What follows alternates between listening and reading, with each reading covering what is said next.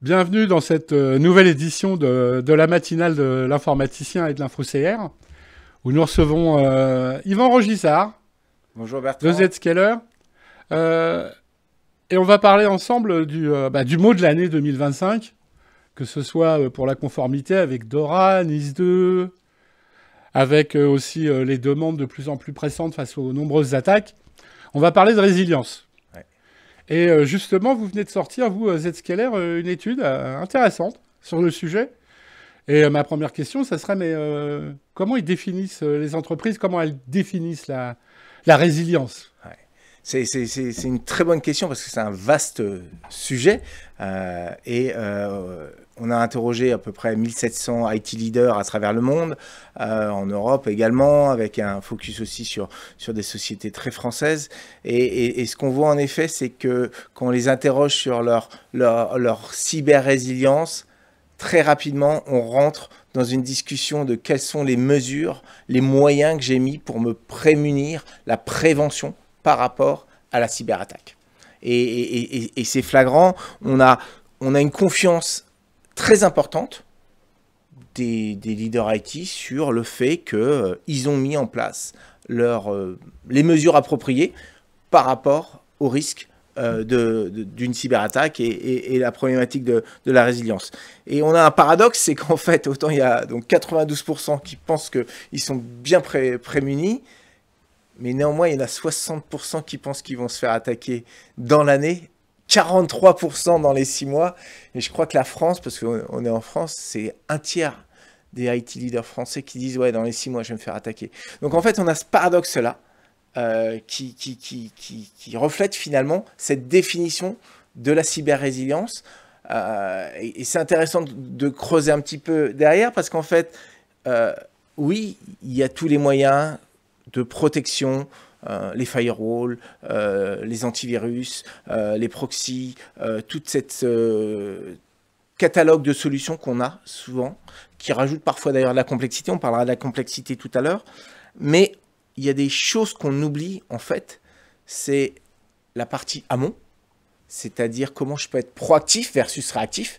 D'ailleurs, je me fais attaquer, j'ai mon moyen de défense, mais comment je peux savoir qu'on est en train de préparer une attaque vis-à-vis de mon infrastructure, quelles sont les vulnérabilités que j'ai. Et là, on a une multitude de players, mais comment on est capable de prioriser la liste des vulnérabilités qu'on a. On a des outils de vulnérabilité management, mais je commence par lequel? C'est quoi le plus critique?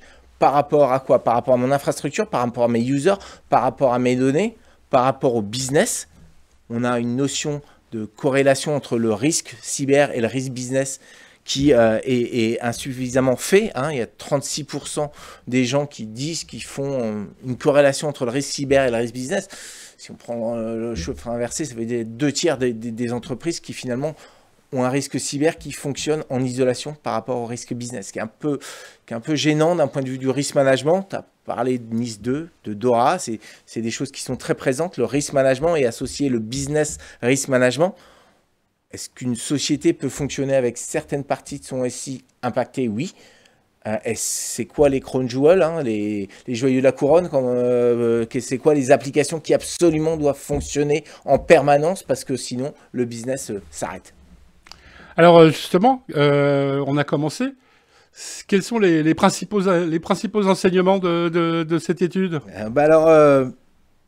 Donc je disais, une grosse confiance, à la fois qu'ils ont mis en place les moyens, mais une grosse certitude aussi que dans les prochains mois, ils vont se faire attaquer.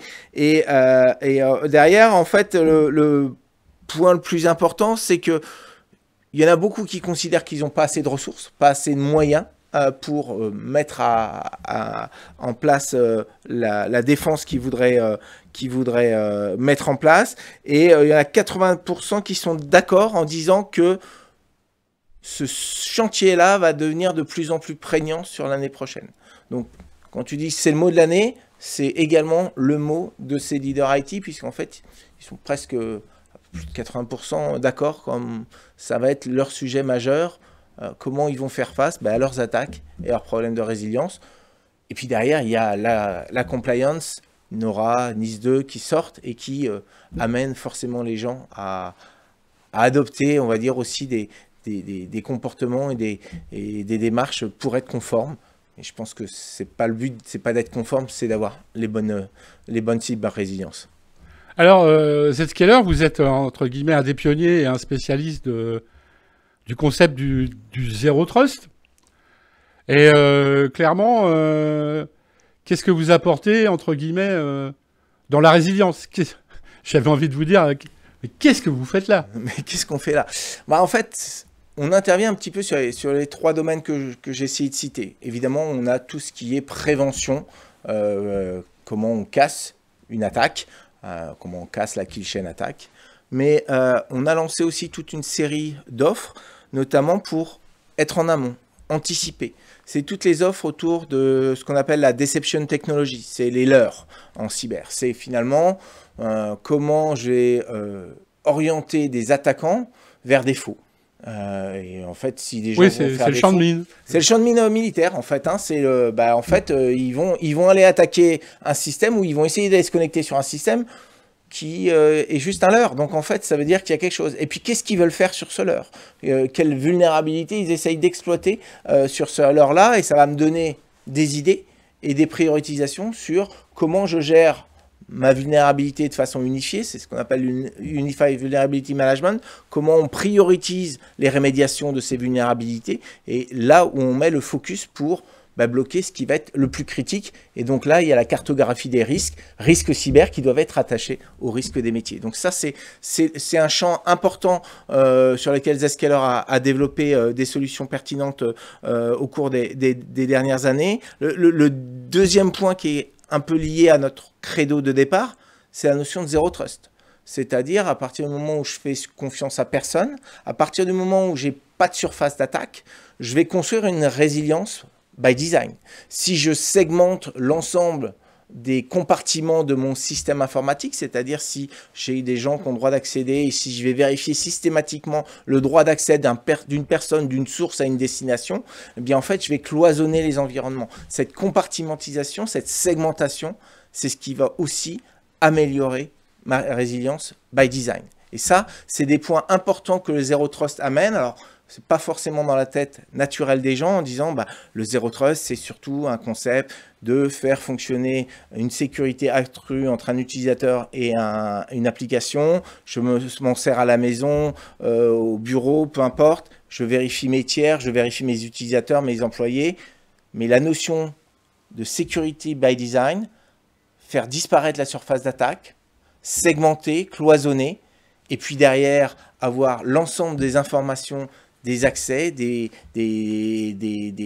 permissions qui ont été demandées par des utilisateurs, potentiellement des attaquants. Qu'est-ce qu'ils essayent de faire? Ça nous permet d'avoir une cartographie beaucoup plus forte du risque, non pas sur une cartographie avec un scanner à un temps T, mais un scanner qui est en permanence sur l'infrastructure, sur l'usage des utilisateurs par rapport à leur application, qui va nous faire remonter tout ce qui est risk management en temps réel. Et là, on revient dans une notion d'anticipation du risque. Donc, on voit qu'on boucle finalement entre les 3 domaines de la cyber-résilience, la prévention évidemment, l'anticipation et puis la gestion de la résilience by design avec une sécurité accrue du fait de l'adoption de nouvelles...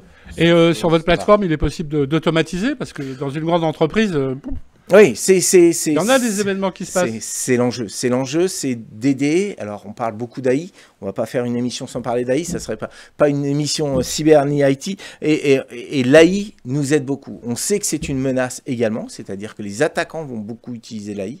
Mais l'AI, le machine learning, nous aide énormément. Et derrière, la plateformisation, qui était un des credos, un des paris de départ de Zscaler, construire une plateforme disponible pour tous, partagée, nous permet d'avoir une automatisation, une détection en amont des incidents et derrière d'avoir une chaîne d'orchestration qui permet, avec des API ouverts, d'interfacer l'ensemble de la chaîne de cybersécurité.